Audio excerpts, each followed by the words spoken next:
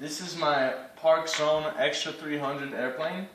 I bought it 1 week ago, and I flew it about 4 times already. And the first thing I noticed in this airplane is that it flies a lot faster than I expected, but that wasn't a problem.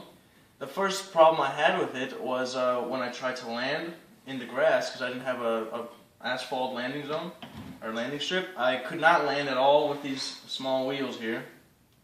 You can't land in the grass. It's really difficult because it goes very fast when you land. But that wasn't a big problem, so first thing I did was I changed the wheels to these big 3-inch foam wheels, and that really took care of the landing problem, and I was really satisfied with the landing after I put the big wheels on. It wasn't a problem after that. But then I also changed the propeller size to a 12x6 propeller, and that helped a lot with the motor.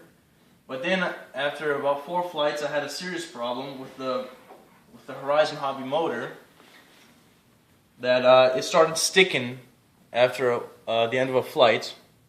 It started sticking, and when I looked in, one of the magnets had broken loose inside the motor.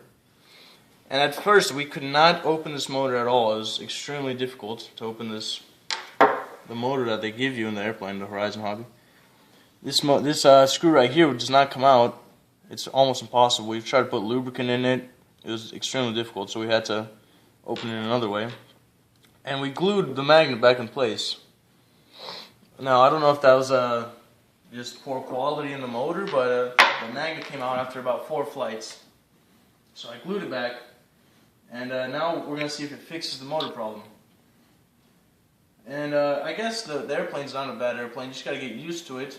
You got to put your dual rates and your expo and your radio, or else it'll be really twitchy. And to get used to flying it fast, but it's not a bad airplane once you put the big wheels on it and maybe try another propeller.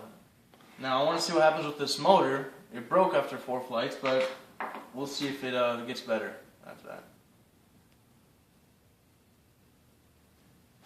Okay, a good thing in this airplane is that it does come with a 3-cell LiPo and a Spectrum receiver, so I mean good quality electronics in it.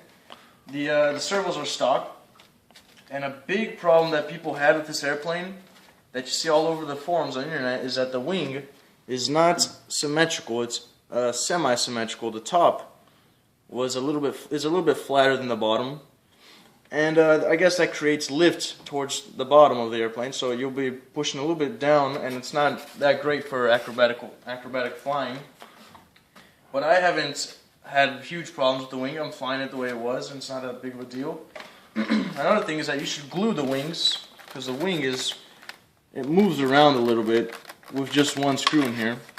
So I'm going to put some hot glue in there later to stick it in, but I haven't crashed the airplane yet at all.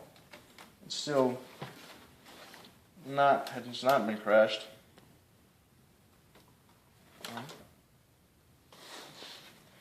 Now the motor that comes with it is very, very big.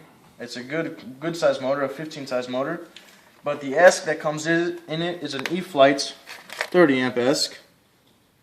And from what I found on the internet, the motor can pull about 35 amps max. So I think this ESC is a little small for the motor.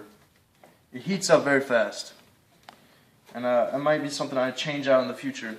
So that's another little problem. But